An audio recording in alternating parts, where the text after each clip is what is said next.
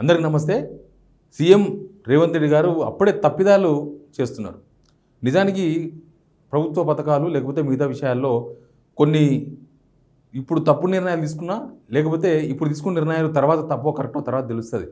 కానీ ఏకంగా తెలంగాణ అస్తిత్వం, తెలంగాణ చరిత్ర, తెలంగాణ పాటలు, తెలంగాణ గీతాలు దీనిల విషయంలో కూడా తప్పిద నిర్ణయాలు తీసుకుంటున్నారనే చర్చ బాగా నడుస్తుంది. ఎందుకంటే ఈ మధ్య జై జయ తెలంగాణ విషయంలో మనం చూసినాం. మన తెలంగాణ పాట అనుకున్న ఎప్పటి నుంచో మనం పాడుకుంటున్న పాటనే.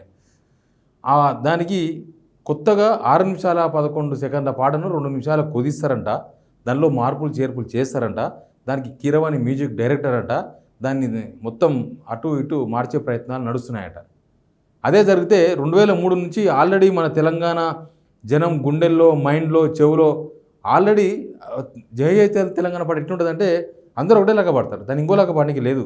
ఆ బాణి అందరికీ అట్లా ఫిక్స్ అయిపోయింది మైండ్లో. పాడండి అని 100 మంది నిలబెట్టినా కూడా దాన్ని ఒకటేలాగా పాడతారు. ఇంకోలాగా పాడడానికి ఛాన్స్ లేదు ఇప్పటివరకు.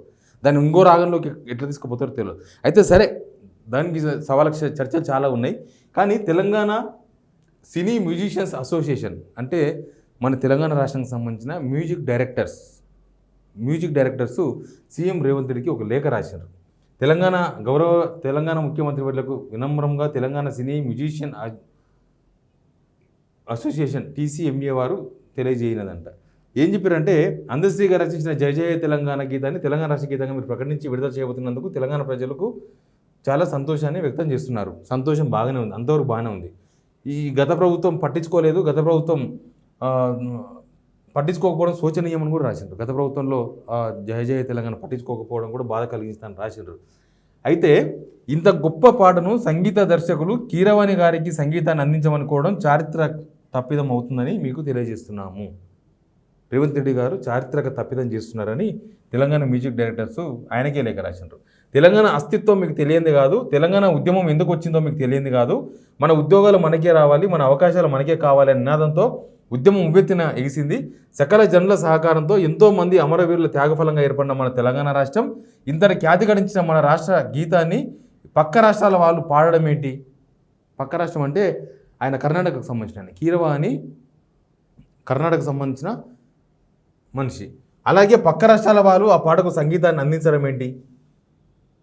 పాడించడం, మ్యూజిక్ ఇవ్వడం అంతా పక్క రాష్ట్రాలు. అలా చేయడం అంటే మన తెలంగాణ కళాకారులను అవమానించడమే అవుతుంది. ఇది మీరు గ్రహిస్తారని తెలంగాణ సినీ మ్యూజిషియన్స్ అసోసియేషన్ కళాకారులుగా కోరుచున్నాము. ఎంతో ప్రతిభావంతులు మన తెలంగాణలో ఉన్నారు.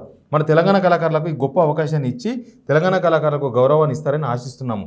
అలాగే ఈ తెలంగాణ రాష్ట్ర గీతాన్ని వివాదాలకు దూరంగా చరిత్రలో నిలిచిపోయే విధంగా తెలంగాణ పిల్లలతో ఒక బృందగానంగా పాడించి విడుదల చేస్తే మా తెలుగు తల్లికి మల్లెపూ దండ అనే గీతంలా గౌరవించబడుతుందనేది మా అభిప్రాయం.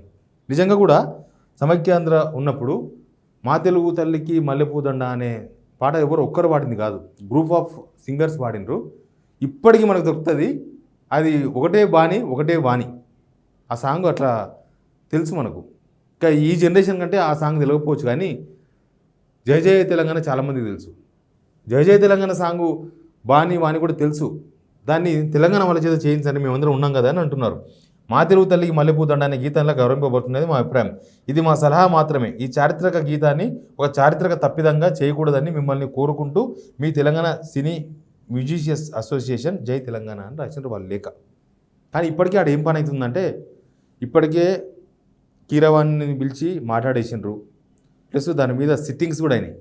అంటే 6 నిమిషాల 11 సెకండ్ల జయ జయ తెలంగాణ ఆ పాటను 2 నిమిషాలకి ఎట్లా కుదించాలి, దానిలో ఏం పదాలు తీసేయాలి, ఏం పదాలు ఉంచాలి, ఇవంతా కీరవాణి గారు ఆల్రెడీ సూచనలు చేసిండ్రు. మరి మన అందశ్రీ గారు ఒప్పుకున్నట్టే కనిపిస్తుంది ఆ మార్పును.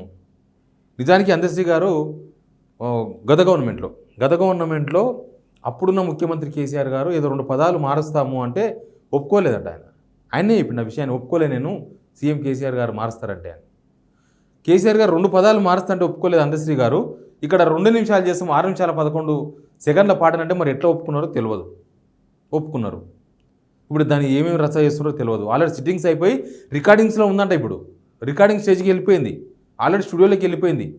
ఎందుకంటే రేపు జూన్ 2కే కదా, ఆల్రెడీ మే 25 వచ్చింది, ఇంకొక వారం రోజులు టైం ఉంది. కాబట్టి 2వ తేదీన దాన్ని ఆవిష్కరించేందుకు సీఎం రేవంత్ రెడ్డి గారు అంతా రెడీ చేపిస్తున్నారు. కానీ చారిత్రక తప్పిదం అవుతుందని వాళ్ళు రాసినారు. ఈ లెటర్ను ఖచ్చితంగా పరిగణలోకి తీసుకోవాలి. ముఖ్యమంత్రి గారికి రాసిన లేఖ. మన తెలంగాణలో ఎంతమంది సింగర్లు ఉన్నారు? వందే మాత్రం శ్రీనివాస్ గారు లేరా?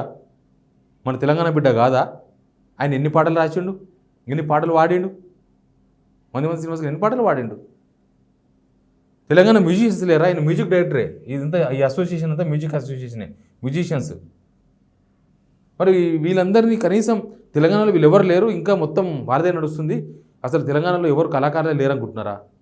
ఈ లెటర్ని అయితే పరిగణలోకి తీసుకోవాలి. లేకపోతే చారిత్రక తప్పిదం అవుతుందని మేము ముందు రోజు ఆ రోజు చెప్పినాం. ఈరోజు తెలంగాణ మ్యూజిషియన్స్ కూడా అదే విషయం చెప్తున్నారు. Please subscribe signal TV.